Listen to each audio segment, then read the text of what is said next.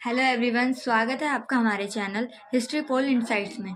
आज हम हिस्ट्री को जानने वाले हैं और अपने भारत के इतिहास को जानने वाले हैं। तो भारत का इतिहास जानने से पहले हम भारत की कुछ भौगोलिक स्थिति के बारे में जान लेते हैं। भारत उत्तर में हिमालय से लेकर दक्षिण में समुद्र तक फैला हुआ एक उपमहाद्वीप है, जिसे हम भारतवर्ष के नाम से जानते हैं। सो बेसिकली इंडियन हिस्ट्री को 3 पार्ट्स में डिवाइड किया गया है: प्राचीन भारत, मध्यकालीन भारत और आधुनिक भारत।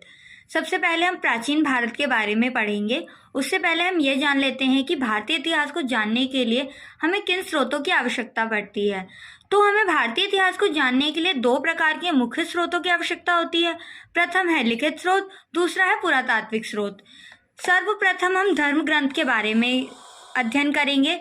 तो धर्म ग्रंथ में सर्वप्रथम है हमारा वेद। वेद जो है सबसे प्राचीनतम ग्रंथ है। जो वेद के रचयिता थे वह महर्षि कृष्ण देव व्यापन वेदव्यास थे, जिन्हें हम वेदव्यास के नाम से भी जानते हैं। हमारे पास 4 मुख्य वेद हैं: ऋग्वेद, यजुर्वेद, सामवेद, अथर्ववेद। इनके उपवेद भी हैं। ऋग्वेद का आयुर्वेद, यजुर्वेद का धनुर्वेद, सामवेद का गंधर्ववेद, अथर्ववेद का शिल्पवेद। अब हम ये जानते हैं कि वेद की उत्पत्ति आखिर हुई कैसे। वेद जो है वो संस्कृत शब्द से लिया गया है, जिसका अर्थ होता है विद, जिसे संस्कृत में विद कहते हैं, जिसका अर्थ होता है जानने के लिए। वेद जो थे मौखिक साहित्य थे, जिन्हें पारंपरिक रूप से सुना जाता था, और ऐसा भी कहा जाता था कि वेद जो है ब्रह्मा जी द्वारा मनुष्य के कान में कहे गए हैं और मनुष्य उन्हें आने वाली पीढ़ी में रूपांतरित करता रहता है। आइए अब एक एक वेद का विस्तार पूर्वक अध्ययन करते हैं। सर्वप्रथम हमारे वेदों में है ऋग्वेद। इसे सबसे प्राचीनतम वेद भी कहा जाता है, क्योंकि ये सबसे पुराना और सर्वप्रथम वेद है। इसमें मंडलों की संख्या 10 है। मंडल, जिन्हें पुस्तकें भी कहा जाता है, 128 सूक्त एवं श्लोक, सूक्त को श्लोक कहा जाता है, और 10,462 ऋचाएं हैं, जिन्हें रचनाएं कहते हैं। होत्र ऋचाओं को पढ़ने वाले ऋषि होते थे, जो ऋग्वेद के समय ऋचाएं पढ़ते थे। अब इससे हमें किनकी जानकारी प्राप्त होती है उसके बारे में जानते हैं।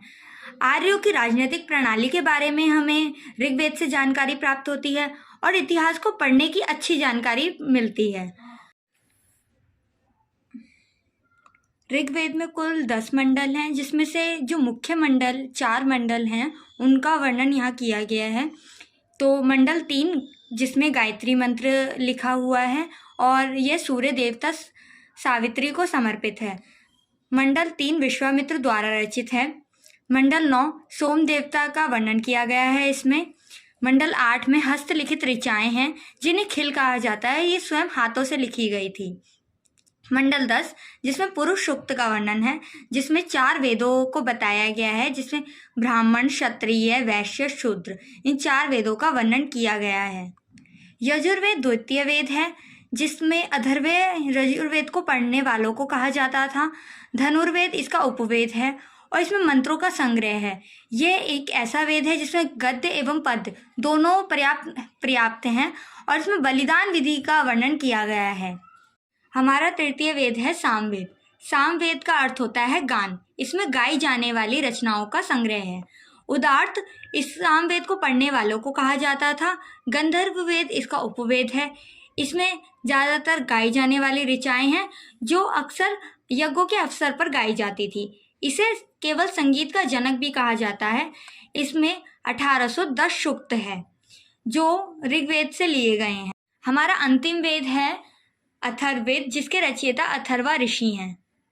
इसमें मंत्रों की संख्या 731 है, 6000 पद्य हैं, व इसका जो उपवेद है वो है शिल्पवेद। ब्राह्मा इस वेद को पढ़ने वालों को कहा जाता था। और इससे हमें क्या जानकारी मिलती है? इससे हमें रोग निवारक, तंत्र मंत्र और जादू तोड़ने की जानकारी प्राप्त होती है। इसे अक्सर जादू टोने से संबंधित माना गया है।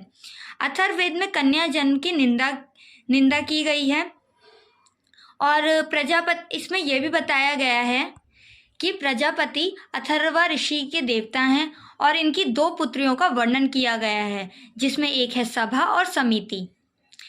ये थे हमारे 4 मुख्य वेद और इनकी मुख्य जानकारी। आपको हमारी वीडियो कैसी लगी ज़रूर लिखें कमेंट में, और सब्सक्राइब करना ना भूलें। Thank you.